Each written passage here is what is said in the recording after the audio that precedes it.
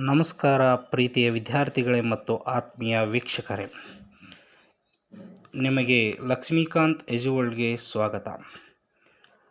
ಇವತ್ತಿನ ತರಗತಿ 10ನೇ ತರಗತಿಯ ಸಮಾಜ ವಿಜ್ಞಾನದ ಭಾಗವಾದ ಸಾಮಾಜಿಕ ಮತ್ತು ಧಾರ್ಮಿಕ ಸುಧಾರಣಾ ಚಳುವಳಿಯ ಭಾಗವಾದ ಬ್ರಹ್ಮ ಸಮಾಜವನ್ನು ಇಂದು ನಾವು ಅಭ್ಯಾಸ ಮಾಡೋಣ. ಈ ತರಗತಿಯನ್ನು ವಿಶೇಷವಾಗಿ 10ನೇ ತರಗತಿ ಮಕ್ಕಳಿಗಾಗಿ ರಚಿಸಲಾಗಿದೆ. ಹಾಗೂ ವಿಡಿಯೋದ ಕೊನೆಯಲ್ಲಿ ವಿದ್ಯಾರ್ಥಿಗಳಿಗೆ ಪರೀಕ್ಷಾ ಸಂಬಂಧಪಟ್ಟಂಥ ಒಂದು ವಿಶೇಷ ಗಮನಿಸಬೇಕಾದ ಅಂಶಗಳನ್ನು ಕೂಡ ಹೇಳಲಾಗುತ್ತದೆ. ಇದು ತುಂಬ ಚಿಕ್ಕ ವಿಡಿಯೋ ಆಗಿದೆ. ಈಗ ನಾವು ಈ ಬ್ರಹ್ಮ ಸಮಾಜದ ಬಗ್ಗೆ ತಿಳ್ಕೊಳ್ಳೋಕ್ಕಿಂತ ಮುಂಚೆ ಭಾರತದ ಇತಿಹಾಸದಲ್ಲಿ 19ನೇ ಶತಮಾನವನ್ನು ಭಾರತೀಯ ಪುನರ್ಜೀವನ ಕಾಲವೆಂದು ಕರೆಯುತ್ತಾರೆ. ಈ ಕಾಲಾವಧಿಯಲ್ಲಿ ಪಾಶ್ಚಿಮಾತ್ಯ ನಾಗರಿಕತೆ ಸಂಪರ್ಕವು ಭಾರತೀಯರಿಗೆ ದೊರೆಯಿತು. ಈ ಅವಕಾಶದಿಂದ ಇಂಗ್ಲಿಷ್ ವಿದ್ಯಾಭ್ಯಾಸ ಮತ್ತು ಸೌಲಭ್ಯ ದೊರೆಯಿತು. ಭಾರತೀಯರಲ್ಲಿ ವೈಚಾರಿಕ ಮನೋಭಾವ ಬೆಳೀಲಿಕ್ಕೆ 19ನೇ ಶತಮಾನ ಏನಪ್ಪ ಅಂತಂದರೆ ದಲ್ಲಿ ಪ್ರಾರಂಭವಾಗ್ತದೆ. ಹಾಗಾಗಿ ಈ 19ನೇ ಶತಮಾನವನ್ನು ಭಾರತೀಯ ಪುನರ್ಜೀವನ ಕಾಲವೆಂದು ಕರೆಯುತ್ತಾರೆ. ಈ ಇಂಗ್ಲಿಷ್ ಶಿಕ್ಷಣದ ಪ್ರಭಾವದಿಂದಾಗಿ ಭಾರತೀಯರಲ್ಲಿ ವೈಚಾರಿಕತೆ ಮನೋಭಾವ ಬೆಳೆದು ಮೌಢ್ಯತೆಯನ್ನು, ಮೂಢನಂಬಿಕೆ ಮತ್ತು ಇವು ದ್ವಂದ್ವ ವಿರೋಧಾಭಾಸ ಏನೇನು ಇರ್ತಾವಲ್ಲ, ಇದ್ರ ಬಗ್ಗೆ ಏನಪ್ಪ ಅಂದರೆ ಪ್ರಶ್ನೆ ಮಾಡ್ತಕ್ಕಂಥದ್ದು ಒಂದು ಸಾಮರ್ಥ್ಯ ಭಾರತೀಯರಲ್ಲಿ ಸ್ತೋಪ್ತವಾಗಿರ್ತದೆ. ಆಲ್ರೆಡಿ ಇದ್ದಿರ್ತದೆ, ಇಲ್ಲಂತಲ್ಲ. ಅದೇ ಹೊರಗಡೆ ಆ ಇಂಗ್ಲೀಷ್ ಶಿಕ್ಷಣದ ಪ್ರಭಾವದಿಂದ ಏನಪ್ಪ ಅಂದ್ರೆ ಒಳಗಿರ್ತಕ್ಕಂಥದ್ದು ನಮ್ಮದು ಪ್ರಶ್ನೆ ಮಾಡ್ತಕ್ಕಂಥ ಸಾಮರ್ಥ್ಯ ಹೊರಗೆ ಬರ್ತದೆ ಅಂತ ಹೇಳ್ಬೋದು. ಈಗ ನಾವು ಬ್ರಹ್ಮ ಸಮಾಜವನ್ನು ನೋಡೋಣ. ಈ ಬ್ರಹ್ಮ ಸಮಾಜವನ್ನು ರಾಜಾರಾಮ್ ಮೋಹನ್ ರಾಯ್ ಅವರು 1828ರಲ್ಲಿ ಸ್ಥಾಪನೆ ಮಾಡ್ತಾರೆ. ಈ 1828ರಲ್ಲಿ ಬ್ರಹ್ಮ ಸಮಾಜವನ್ನು ರಾಜಾರಾಮ್ ಮೋಹನ್ ರಾಯ್ ಅವರು ಸ್ಥಾಪನೆ ಮಾಡ್ತಾರೆ. ಇವ್ರಿಗೆ ಏನಪ್ಪ ಅಂದರೆ ಭಾರತದ ಪುನರ್ಜೀವನದ ಪಿತಾಮಹ ಅಂತ ಕರೀತಾರೆ. ಏನಂತ ಕರೀತಾರೆ ರೀ?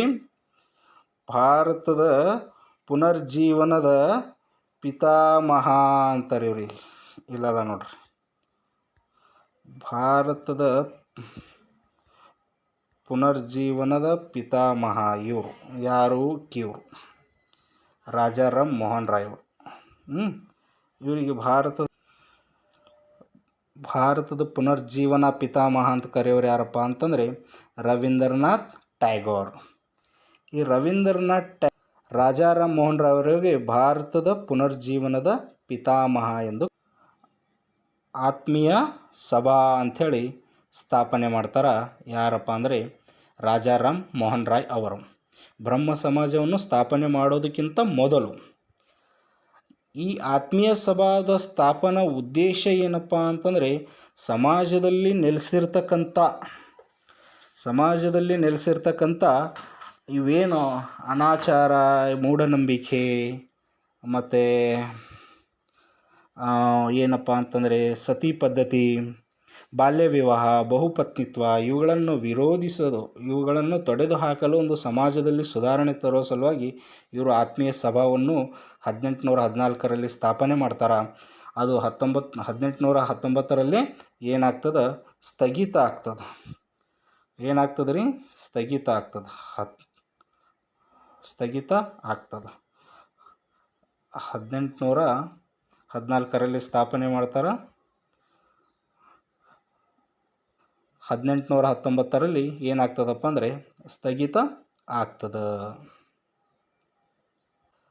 ನಂತರ ಇವ್ರು ಏನು ಮಾಡ್ತಾರಂದರೆ 1828ರಲ್ಲಿ ಬ್ರಹ್ಮ ಸಭಾ ಅಂಥೇಳಿ ಸ್ಥಾಪನೆ ಮಾಡ್ತಾರೆ. ಏನು ಸ್ಥಾಪನೆ ಮಾಡ್ತಾರೆ ರೀ?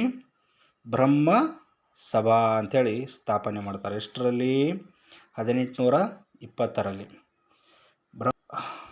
1828ರಲ್ಲಿ ಬ್ರಹ್ಮ ಸಭಾ ಅಂಥೇಳಿ ಸ್ಥಾಪನೆ ಮಾಡ್ತಾರೆ.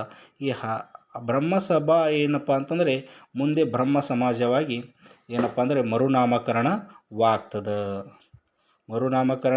ಆಗ್ತದೆ.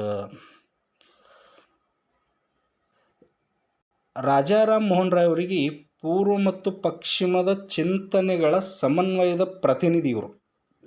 ಇವರು ಏನಪ್ಪ ಅಂದರೆ Sanskrit, Arabic, Persian, English, French, Greek, Latin ಭಾಷೆ ಇಲ್ಲಿ ಇವು ಎಲ್ಲ ಭಾಷೆಗೆ ಏನಪ್ಪ ಅಂದರೆ ಪಾಂಡಿತ್ಯವನ್ನು ಹೊಂದಿರ್ತಾರೆ. ಯಾರು? ರಾಜಾರಾಮ್ ಮೋಹನ್ ರಾಯ್ ಅವರು. ಇವರು ಏನಪ್ಪ ಅಂದರೆ ಹಿಂದೂ, ಮುಸ್ಲಿಂ, ಸೂಫಿ ಮತ್ತು ಕ್ರೈಸ್ತ ಮತ್ತು ಬೌದ್ಧ ಮತಗಳ ಸಂಸ್ಕೃತಿ ಮತ್ತು ತತ್ವಗಳ ಅಧ್ಯಯನ ಮಾಡ್ತಾರೆ. ಒಟ್ಟಿನಲ್ಲಿ ಹೇಳ್ಬೇಕಂದ್ರೆ ಸರ್ವಧರ್ಮಗಳದ್ದು ಏನಪ್ಪ ಅಂದರೆ ಸಂಸ್ಕೃತಿ ಮತ್ತು ತತ್ವಗಳ ಕೂಲಂಕುಷವಾಗಿ ಅಧ್ಯಯನ ಮಾಡ್ತಾರೆ. ಯಾರು? ರಾಜಾರಾಮ್ ಮೋಹನ್ ರಾಯ್ ಅವರು. ಇವರ ಮೂಲ ಉದ್ದೇಶ ಏನಾಗಿತ್ತು? ಸಮಾಜದಲ್ಲಿರ್ತಕ್ಕಂಥದ್ದು ಏನಪ್ಪ ಅಂದರೆ ಬಹುಪತ್ನಿತ್ವ, ಮೂರ್ತಿ ಪೂಜೆ, ಸತಿ ಪದ್ಧತಿ, ಬಾಲ್ಯ ವಿವಾಹ ಇವೆಲ್ಲ ತೊಡೆದುಹಾಕೋ ಸಲುವಾಗಿ ಬ್ರಹ್ಮ ಸಮಾಜವನ್ನು ಸ್ಥಾಪನೆ ಮಾಡಿರ್ತಾರೆ. ಹೌದಾ? ಮುಂದೆ ಹೋಗೋಣ ವಿದ್ಯಾರ್ಥಿಗಳೇ.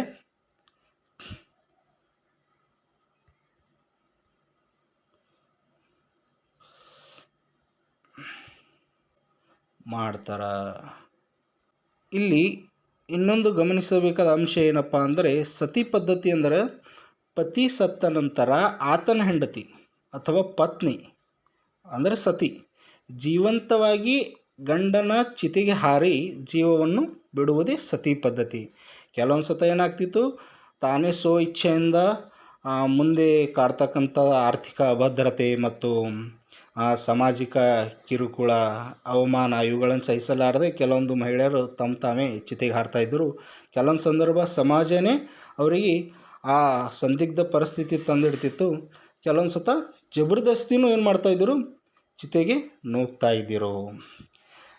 ಈ ಮುಂದೆ ಏನಾಗ್ತದಪ್ಪ ಅಂದರೆ ಈ ಅರ್ಥಹೀನ ಸತಿ ಪದ್ಧತಿಯನ್ನು ಈ ರಾಜಾರಾಮ್ ಮೋಹನ್ ರಾಯ್ ಅವರ ಬೆಂಬಲಿಗರು, ಅನುಯಾಯಿಗಳು ಏನು ಮಾಡ್ತಾರಪ್ಪ ಅಂದರೆ ಈ ಸತಿ ಪದ್ಧತಿ ನಿಷೇಧಿಸಬೇಕೆಂದು ಏನಪ್ಪ ಅಂತಂದರೆ ಬ್ರಿಟಿಷ್ ಸರ್ಕಾರವನ್ನು ಏನಪ್ಪ ಅಂದರೆ ಒತ್ತಾಯಿಸ್ತಾರೆ.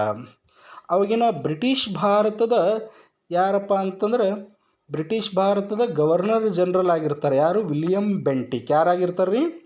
William Bentinck. ಈ ವಿಲಿಯಂ ಬೆಂಟಿಕ್ ಅವರಿಗೆ ಏನಪ್ಪ ಅಂತಂದರೆ ಮನವಿ ಮಾಡ್ಕೋತ ಆ ವಿಲಿಯಂ ಬೆಂಟಿಕ್ ಅವರಿಗೆ ಮನವಿ ಮಾಡಿಕೊಂಡು ಪ್ರಯುಕ್ತ ಏನಾಗ್ತದೆ, ಅವರು 1829ರಲ್ಲಿ ಏನಪ್ಪ ಅಂತಂದರೆ ಒಂದು ಸತಿ ಪದ್ಧತಿ ಇದೇನಪ್ಪ ಅಂದರೆ ಕಾನೂನು ಬಾಹಿರದ ಅಂಥೇಳಿ ಯಾರು ಜಾರಿಗೆ ತರ್ತಾರೆ, ಒಂದು ಹೊಸ ಕಾನೂನು ತರ್ತಾರೆ ಬ್ರಿಟಿಷ್ ಸರ್ಕಾರ.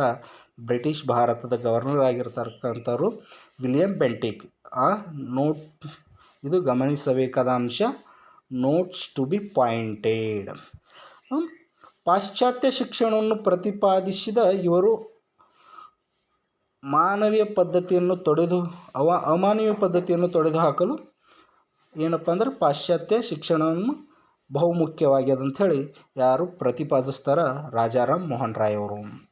ಇವ್ರು ಏನು ಮಾಡ್ತಾರಪ್ಪ ಅಂತಂದರೆ ವಿಧವಾ ವಿವಾಹ ಆಚರಣೆ ಏನು ಮಾಡ್ತಾರೆ, ಬೆಂಬಲ ಮಾಡ್ತಾರೆ. ವಿಧವಾ ವಿವಾಹ ಅಂದರೆ ವಿಧವೆಯರು ಗಂಡು ಸತ್ತ ನಂತರ ಏನಪ್ಪ ಅಂತಂದರೆ ವಿಧವೆಯರು ಕೂಡ ವಿವಾಹ ಆಗಬೇಕಂಥೇಳಿ ಆ ಪದ್ಧತಿ ಅದೊಂದು ಏನಪ್ಪ ಅಂದ್ರೆ ಅದಕ್ಕೆ ಬೆಂಬಲ ಮಾಡ್ತಾರೆ. ಮತ್ತು ಇವರು ಏಕದೇವತಾ ಆರಾಧಕರು, ಒಂದೇ ದೇವರಲ್ಲಿ ಏನಪ್ಪ ಅಂದರೆ ನಂಬಿಕೆ ಇಡ್ತಕ್ಕಂಥ ವ್ಯಕ್ತಿಗಳು. ವೈಚಾರಿಕತೆಯ ಮೂಲಕ ಹಿಂದೂ ಧರ್ಮವನ್ನು ಪರಿಶುದ್ಧಗೊಳಿಸಲು ಏನಪ್ಪ ಅಂದರೆ ಪ್ರಯತ್ನ ಮಾಡ್ತಾರೆ. ಯಾಕಪ್ಪ ಅಂತಂದರೆ ಇಲ್ಲಿ ಬಹಳಷ್ಟು ಮೌಢ್ಯಗಳು, ಕಂದಾಚಾರ, ಅಸ್ಪೃಶ್ಯತೆ, ಜಾತೀಯತೆ ಎಲ್ಲ ಹಿಂದೂ ಧರ್ಮದಲ್ಲಿ ತುಂಬಿದ್ದ ಕಾರಣ ಈ ವೈಚಾರಿಕತೆ ಮೂಲಕ ಹಿಂದೂ ಧರ್ಮ ಥೋಡ ಶುದ್ಧ ಮಾಡೋಣ ಅಂಥೇಳಿ ಏನು ಮಾಡ್ತಾರಪ್ಪ ಅಂತಂದರೆ ಪ್ರಯತ್ನ ಮಾಡ್ತಾರೆ. ಯಾರ್ರೀ? ರಾಜಾರಾಮ್ ಮೋಹನ್ ರಾಯ್ ಅವರು. ಇವರು ಏನಪ್ಪ ಅಂತಂದರೆ ಪತ್ರಿಕೆ ಕೂಡ ನಡೆಸ್ತಾ ಇರ್ತಿದ್ರು. ಆ ಪತ್ರಿಕೆ ಹೆಸರು ಇದನ್ನು ನೋಟ್ ಮಾಡ್ಕೋಬೇಕು ವಿದ್ಯಾರ್ಥಿಗಳೇ, ಸಂವಾದ ಕೌಮುದಿ. ಪತ್ರಿಕೆ ಯಾವದ್ರಿ? ಸಂವಾದ ಕೌಮುದಿ ಪತ್ರಿಕೆ. ಈ ಸಂವಾದ ಕೌಮುದಿ ಪತ್ರಿಕೆ ಮೂಲಕ ಏನು ಮಾಡ್ತಾರೆ ರೀ, ಸಮಾಜದಾಗ ಏನಪ್ಪ ಅಂತಂದರೆ ಜರ ಸುಧಾರಣೆ ತರೋಕೆ ಪ್ರಯತ್ನ ಮಾಡ್ತಾರೆ. ಇವರು ಇಂಗ್ಲೀಷ್ ಶಿಕ್ಷಣವನ್ನು ಪ್ರತಿಪಾದಿಸಿದ ಮೊದಲಿಗರು ಆಗ್ತಾರೆ. ಹೌದಾ?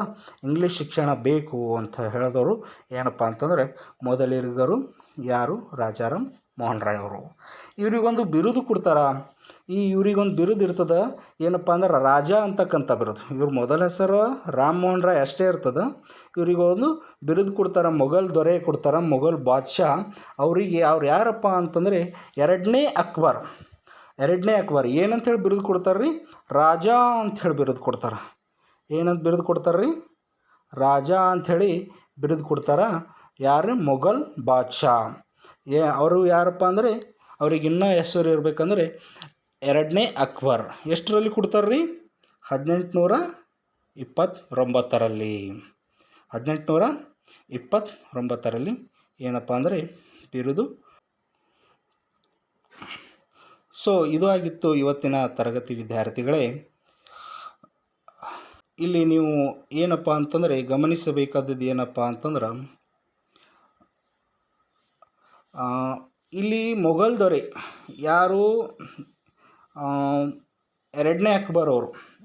ಅಂದರೆ ಈ ಕಾಲದಲ್ಲಿ ಮೊಘಲರು ಆಳ್ವಿಕೆ ಮಾಡ್ತಾ ಇದ್ದರಂತಾಯಿತು, ಹೌದಾ?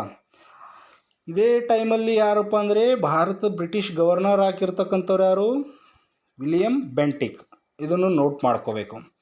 ಹಾಗೆ ಇವರು ಮೊದಲು ಸ್ಥಾಪನೆ ಮಾಡೋದು ಯಾವುದಪ್ಪ ಅಂತಂದರೆ ಸಂಘ ಅಂದರೆ ಸಂಸ್ಥೆ ಅಂದರೆ ಆತ್ಮೀಯ ಸಭಾ. ಅದು ಸ್ಥಗಿತಗೊಳ್ತದೆ. ಅದು 1814ರಲ್ಲಿ ಸ್ಥಾಪನೆ ಮಾಡಿ 1819ರಲ್ಲಿ ಸ್ಥಗಿತವಾಗ್ತದೆ. ಮತ್ತು ಬ್ರಹ್ಮ ಸಮಾಜ 1828ರಲ್ಲಿ ಏನಪ್ಪ ಅಂತಂದರೆ ಸ್ಥಾಪನೆ ಮಾಡ್ತಾರೆ. ಅದರ ಮೊದಲ ಹೆಸರು ಬ್ರಹ್ಮ ಸಭಾ ಇರ್ತದೆ, ಆಮೇಲೆ ಬ್ರಹ್ಮ ಸಮಾಜ ಆಗ್ತದೆ. ಇವರಿಗೆ ರಾಜ ಅಂತಕ್ಕಂಥ ಬಿರುದು ಕೊಟ್ಟವರು ಮೊಘಲ್ ಬಾದ್ಶಾ ಎರಡನೇ ಅಕ್ಬರ್ ಇವರು ಕೊಡ್ತಾರೆ.